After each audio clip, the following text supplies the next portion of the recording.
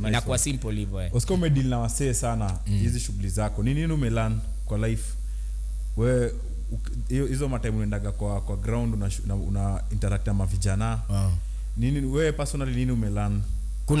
Kuna kitu moja ya maana sana nililearn kwa uongozi, si ndio? Ikifika ni pande ya leadership, kuna kitu moja nilikuja nikalearn hauwezi ongoza watu.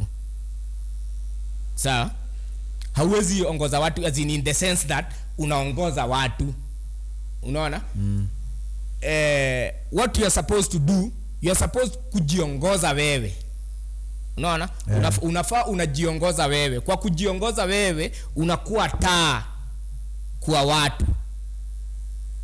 You gonna get? Nimekuget vizuri sana. Kwa kujiongoza wewe unakuwa taa kwa hao watu wenye au alafu sasa ukishakuwa taa naturally hiyo vibe yako light yako ina pull watu wenye wanaiadmire na wangetaka pia hao hiyo manukato wangeitaka. Unaona sasa kandoli yako inatumika kuspark kandoli ya kila mtu. Lakini hiyo uongozi nyingine yenye watu wanakuwa wamezoea tunataka kuongoza watu labda walazimishe. Labda walazimishe. Kudili watu ni ngumu.